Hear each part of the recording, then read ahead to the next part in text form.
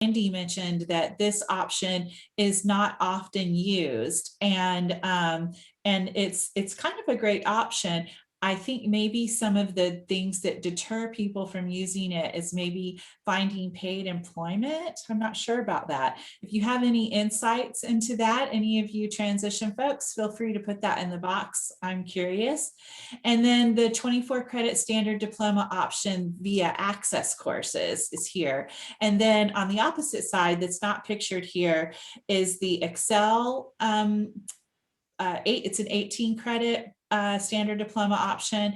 And then there's also the new CTE option, and that's those two options are open to all students.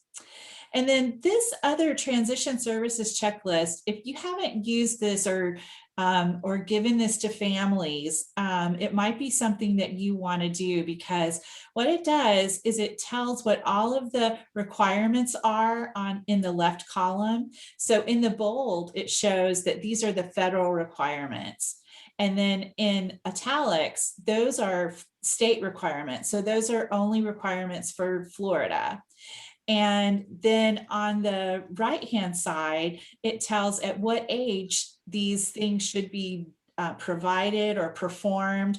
And so you can see, okay, so providing the first one, I don't know if you can read it, but it says provide notice to parent of the IEP meeting, indicating that the student will be invited to attend, and that the purpose of the meeting will be to identify transition services. So that shows that that's applicable at all ages, because that's blue. But then if you go down a few, it says discuss measurable post-secondary goals based on age-appropriate transition assessment in the areas of education, training, employment, including career goals, and independent living where appropriate.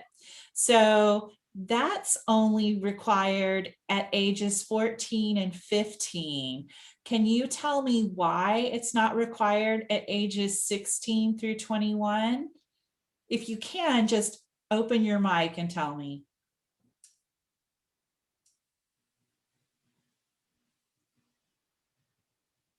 Or you can put it in the chat box if you don't want to unmute yourself. I had to say that. Uh-oh. I've scared everyone.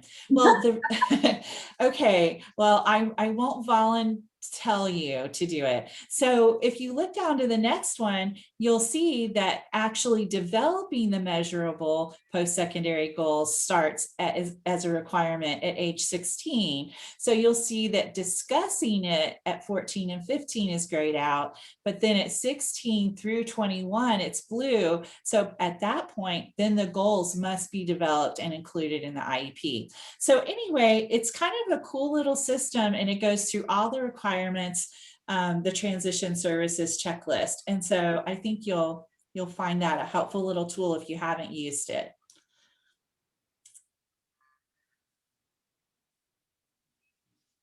Okay, and okay, so we're counting down. That's good. I forgot that I put that on there. So here we are. How quickly we forget. So we're counting down. So now we're on 11, 10, and 9. So the career and technical education course substitution technical assistance brief. By the way, Project 10 is very fond of making a name for ourselves by being the project that has the longest titles for all of our products. I don't know why we do that. It just keeps happening. But this technical assistance brief on career and technical education course substitutions is really helpful. April Vinson helped us with this, and we used some of her information she shared, I think last year at the transition contacts meeting, and we really appreciated all of her work. So we just put this into a little technical assistance paper, and so you may find that very helpful. Then the second one, or actually number 10 on our countdown, is the career and technical education enhancing educational experiences in middle school, high school, and post-secondary education.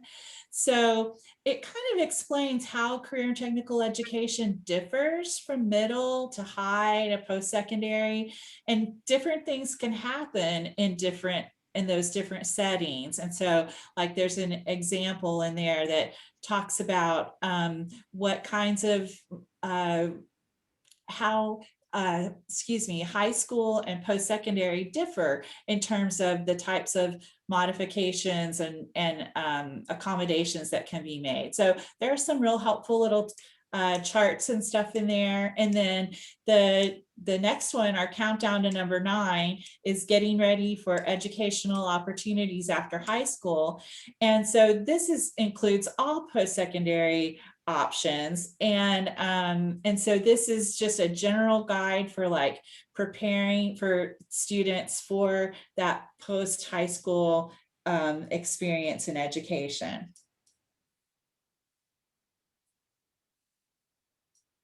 And so counting down 8, 7, and 6. So this slide covers a few of our very new middle school transition products. So there's the middle school transition trail map for families, and that's going to assist families to identify ways to support their youth as they transition to middle school and then move on to high school and then ultimately to adult life.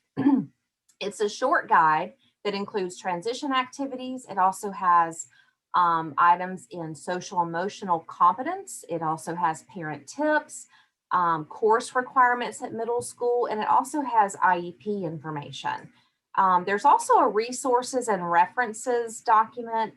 It's contained separately. It's a separate document called the Resources and References for the Middle School Transition Trail Map. And this product is also available in Spanish. Project 10 also has a training titled The Future Starts Now, Preparing for Secondary Transition in Middle School. So participants in this training will be able to identify resources related to secondary transition, also understand the components of the Transition Individual Education Plan, also we term it Transition IEP. And they can also describe activities and strategies to help support students as they enter, attend, and then exit middle school. And then last on this slide is the benchmarks for middle school transition planning. So this publication can help families and their youth with transition by becoming aware of predictors and benchmarks that support movement from middle school to high school and then beyond. So some excellent middle school products. You know, we focused a lot on middle school over the last year. And so we hope that you utilize these middle school products. So we're going to do another poll really quickly. I think it only has one question. Let me launch it. Oh, where's my other poll? Hold on. And go. Has there ever been something you need information about but cannot find it? And if your answer is yes, if you wouldn't mind putting that in the chat box, what is it that you're looking for that you are unable to find?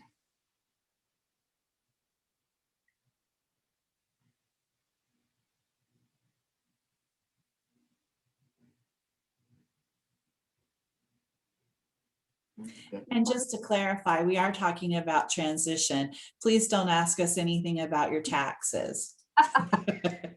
No, I would be no help. Me either.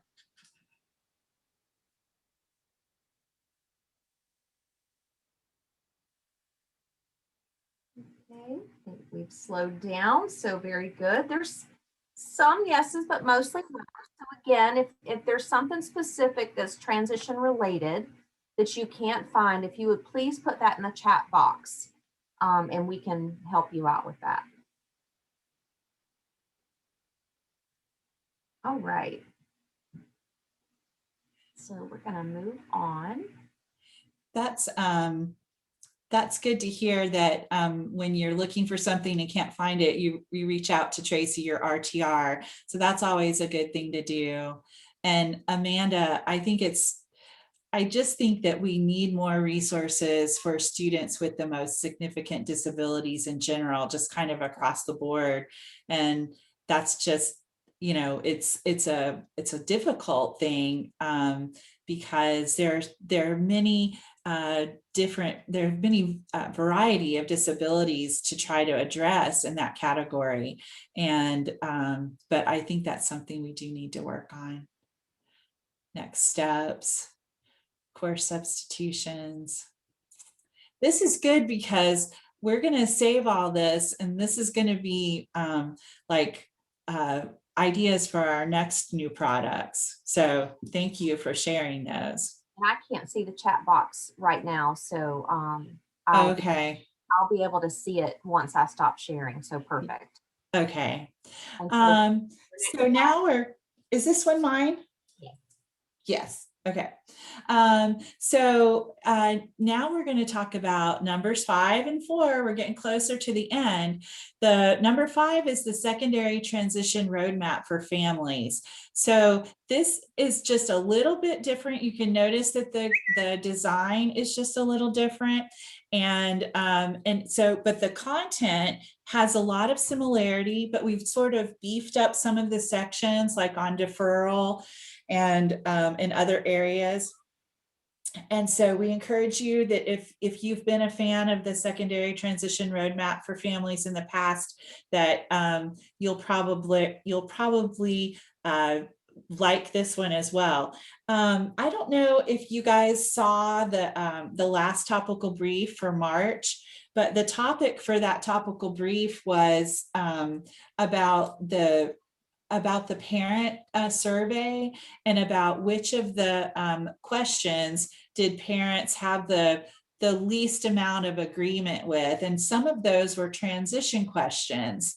And in the topical brief, we talked about how we talked about how the transition questions that needed more attention were related to services, like the school personnel provides me with information on agencies that can assist me and my child in transition. School personnel have discussed with me what my options, or what the options for my child are for further education or training. And school personnel provides me with information about supports that my child can use after graduation, etc. So I was thinking that maybe some way, and this is what the topical brief suggests, is that some of these products, and not just Project 10 products, but other, F&D has a lot of good products, and there are other transition resources that are out there nationally, that maybe you might want to select a few of the products to be able to hand out to your families in an IEP meeting or something, and just point out where they can find some of these pieces of information that they feel like they aren't currently having access to. So that's an idea of the roadmap, might be good for that because it covers a lot of different topics. And then the standing up for me is very new. It's still actually in piloting, and some of you out there may be piloting it now. I wonder if any of you are. Is anybody piloting it? If you are, put something in the chat box.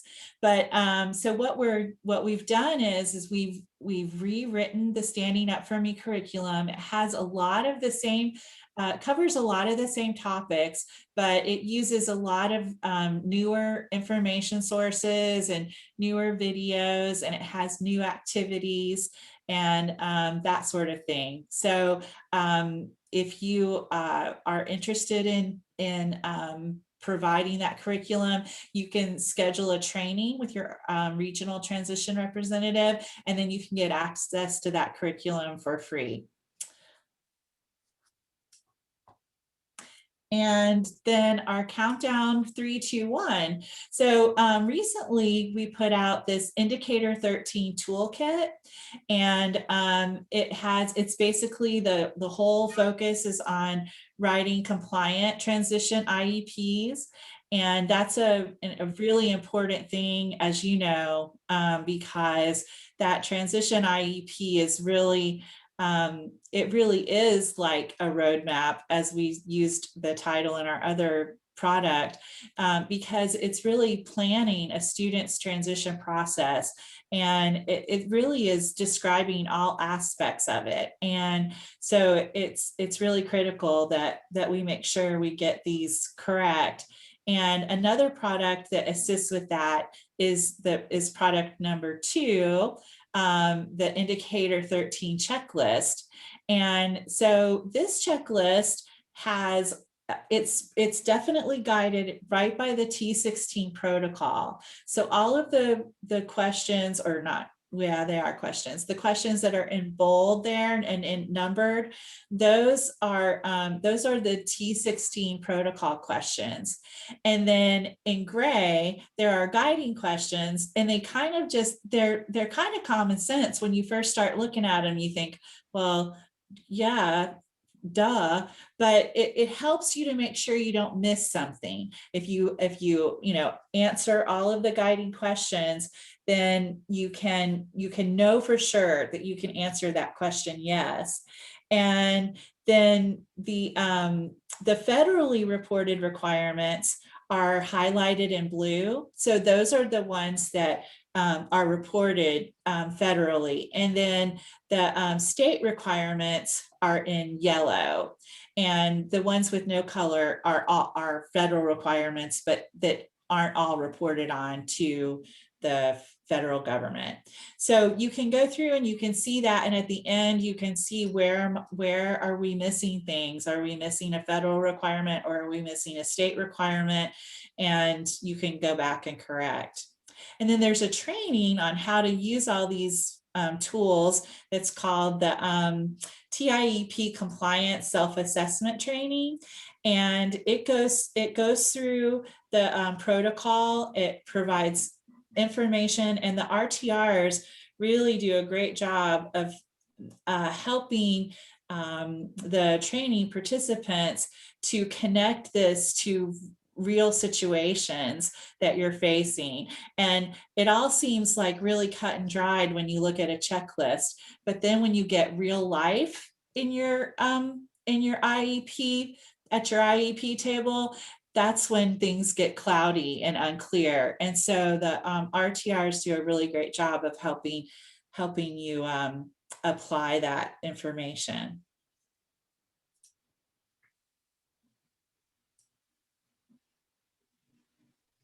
And sorry, Tracy, is this one mine too? Yes. Okay. So we have some new stuff that's coming. And one thing that's new is this on the left. It's a self-determination guide. And it's really focused on how to provide self-determination for all students with and without disabilities. So it kind of targets general education classroom teachers as well as ESE teachers. And so the idea is that self-determination is, for all students. And the idea of trying to fit it in is we're trying to avoid that one more thing to do, and basically share that it can be integrated into the general education classroom through general education classroom curriculum without making it one more thing to do. And I just have to say that as I've done a lot of studying on self-determination because of writing the new Standing Up For Me curriculum and working on this product with Franklin Coker has actually been partnering with me on this product. And I've learned so much. And the more I've learned, I've thought, it isn't just students that need self-determination. Adults need self-determination. I mean, if you look at our, a couple of times I find myself thinking, oh, wow, I need to do that, and that's a little bit embarrassing to say, but it's totally true. And I bet that you probably would think that too on occasion. And so it really made me realize about how much our teachers and all of our ESE personnel need to make sure we all need to make sure that we're growing in self-determination. I think it's that thing where you don't ever get there in self-determination. You just keep on learning and you keep on figuring out how to apply it. So this guide that's coming out soon, it's like hopefully really soon, like within the next few weeks, I hope. And I hope that you guys will find it helpful in however your role meshes with students with disabilities and all students. And then this transition assessments chart is new, and it's actually not coming soon. It's already on the website. So this basically has like 2 pages. It's like a front and back, and it has the transition assessments broken down into formal assessments and informal assessments.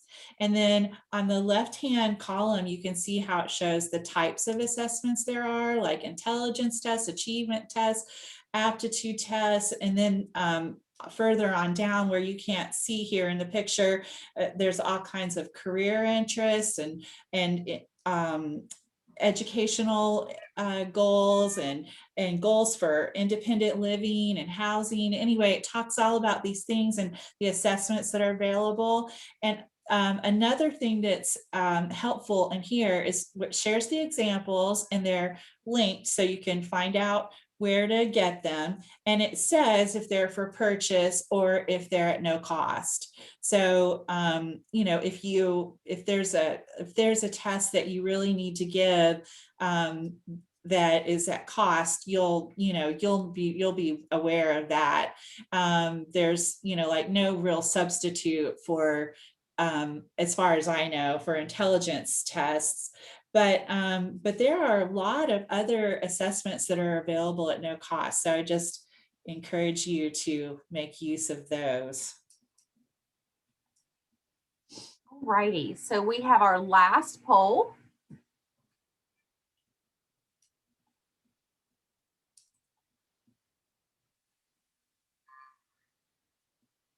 So we want to know if you need more transition resources designed for families or designed for general education classroom teachers or ESE personnel. So if you wouldn't mind letting us know where you fall in those categories as a district.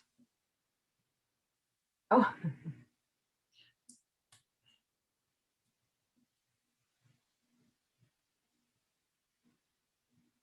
At first all I saw were yeses and I panicked for a minute. I know that that's what I did too. I was like, oh, wow, we have a lot of work to do. So, well, that's so good to know. And because sometimes we're thinking, are we just like killing you with giving you so many resources? Because it can get a little bit overwhelming, do you think, to be able to find the resource and make use of it? I mean, I think resources are great and absolutely essential, but then we also kind of have to make time to find and implement the resources. Okay. So Donna, we have some work to do. Yes, we do.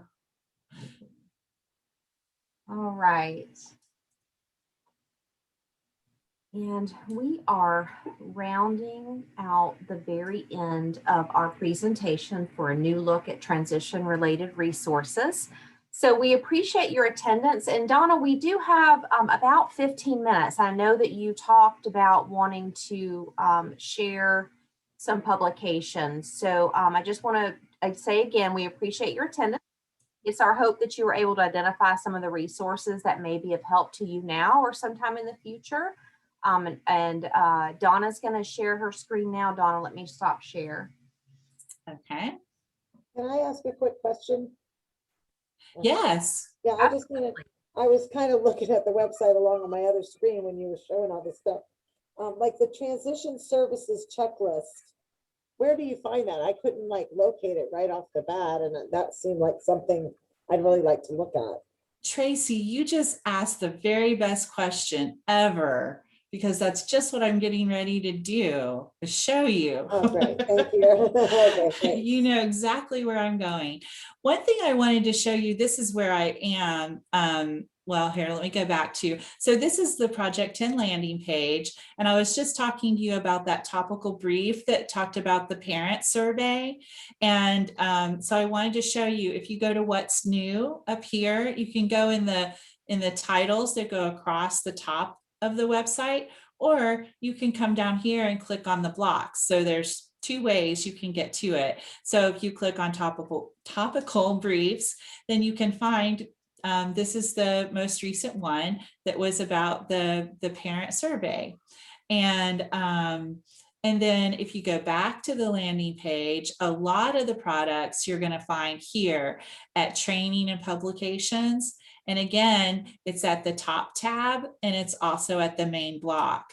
So you can find training by request on that page. You can see it's here, and it shows you how to get in touch with your regional transition representative. And it also gives a list of trainings that are available. And then I'm going to just go to the publications here. And that's going to show us the all of the publications. And so if you go over here into this right hand side of the menu that shows all of the documents, you can see that the transition services checklist is down here. And so you can click on it and it will pop right up to you. And all of the other things that we've highlighted, except for the self-determination, guide is not there because it's not quite finished yet. But here's the transition assessment chart. Oh, that one is a Word document. So that will just like download the Word document to your computer. And you can see here, down here, it gets into the informal assessments and has actually a lot of free assessments there. And we'll keep adding to it, and we'll just try to update this date in the bottom when we're updating it, because new things are coming out all the time. But do you have any other questions? Because we do have some time if you want to, if you do have a question, or if you just have something for the common good of all. I was kind of scanning the chat box. Hey, Shanika. So Shanika said, when I can't find it, I reach out to Tracy. That's what we're here for. Hi, Tracy. Hey, when you can't find something, that's what your RTRs are there for. So just reach out to them and myself, and we are happy to help. Carrie, I saw your comment too. Carrie in Wakulla reaches out very often. Again, that's what we're here for. Just seeing if there are any questions. Love Project 10, yay. Oh, and Sarah, we are the State Secondary Transition Interagency Committee is one of the subcommittees is working on a guardianship product. So that's also new and coming up soon. Yes, that's going to be a wonderful, wonderful 2-pager, possibly front and back, maybe. We're not really sure, but something that you can share at IEP meetings with parents. I know when I was a staffing specialist, we had a lot of guardianship questions and we didn't really know where to go. So this is going to be invaluable for those parents who are seeking or at least wanting answers to questions about guardianship. So Donna, I don't see who is advisor for Marion County. Do you mean the Tracy for the regional representative for Project 10 for Marion County? Well, like when you said, reach out to, some people reach out to you. Is Yes. there somebody for us, or we just? Yes, there is someone for you. If you'll give me just a second. Here, I can put it up. It's actually Freddie Valdez. Okay, And thank so, you. Donna's going to show you where you can locate that.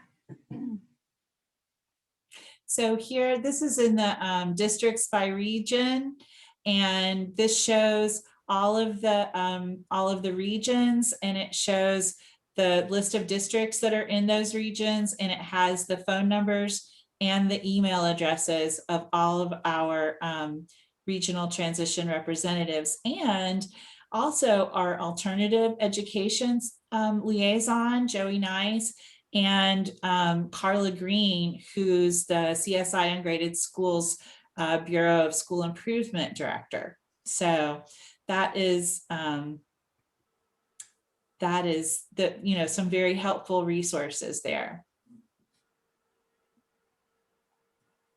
All right, Donna, I didn't see any more questions, but what I'm putting in the chat box right now is a link to the evaluation for Project 10, since this was a Project 10 presentation within Visions. If you wouldn't mind clicking on that link and sharing, you've said some wonderful things in the chat box, and if you'll just share that along on our evaluation as well, that will be wonderful. Thank you so much for coming. We really appreciate it. Thank you so much. And I hope you're enjoying Visions, and I hope you enjoy your next session and then tomorrow morning. And if everybody wouldn't mind taking themselves off of mute and applauding, or putting the applaud sign out on your screen, that would be great. Thank you all. Thank you very much. You did a wonderful job. Yeah. Thank you.